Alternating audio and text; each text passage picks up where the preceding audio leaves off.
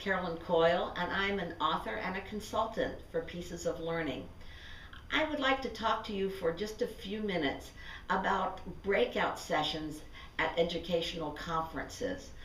Many of you may be in charge of an educational conference or maybe looking for some good breakout sessions. And in this little video, I'm not going to attempt to describe all of the breakout sessions that I can do because you could read about those on the website.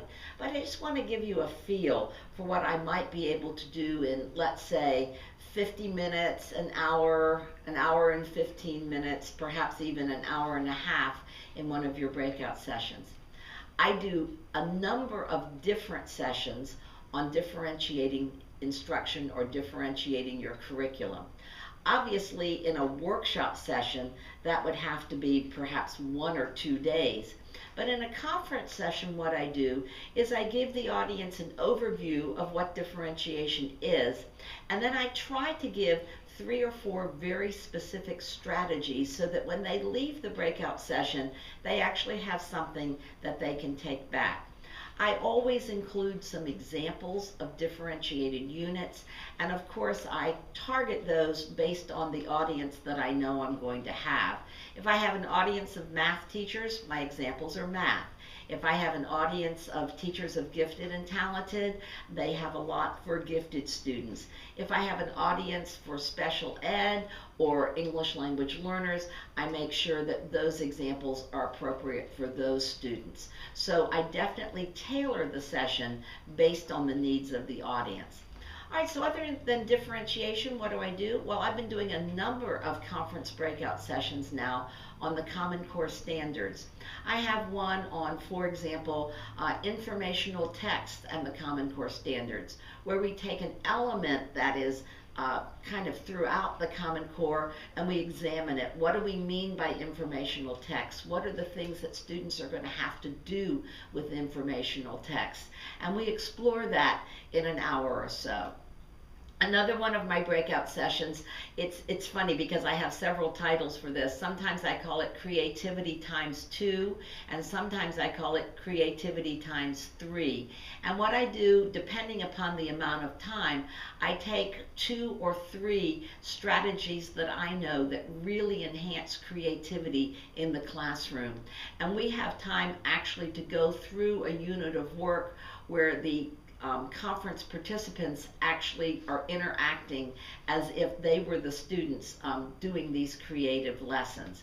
This is a lot of fun for a session. It's very high energy, but again, people will leave the session with either 2 or 3 very specific strategies that they can use that are standards-based that enhance creativity. I do some sessions, conference sessions on assessment. Sometimes I will do one on how do we develop assessment criteria? How do we develop a complex rubric? How do we know the criteria in a rubric? What should we put in? How many rows should we put across the side in a complex rubric? How do we write the descriptors? Those are all things that teachers need to know whenever they do performance assessment.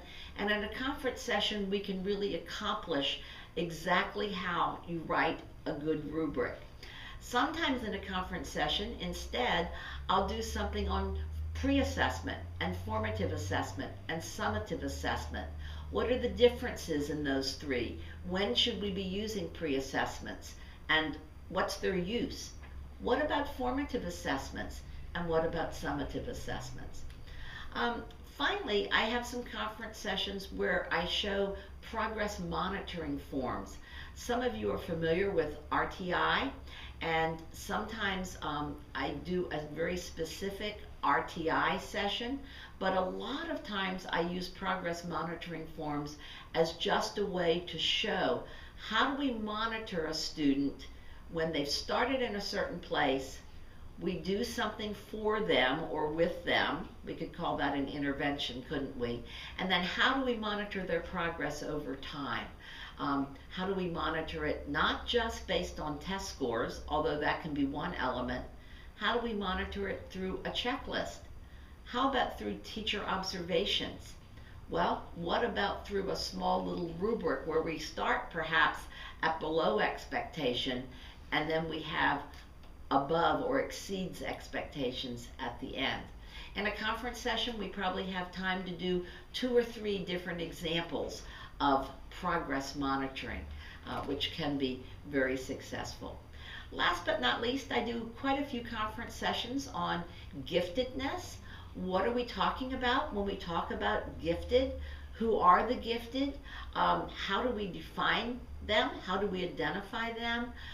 What are some myths about gifted and talented students? And out of all the things that you've heard about gifted, what's correct and what really isn't correct at all? How do we serve these students in our general ed classrooms, in pull-out programs, or perhaps in a cluster grouping? So these are just some of the conference sessions that I do. I think I have a list of probably 30 or 40, and I would love for you to take a look and invite me to your next conference. Thank you so much.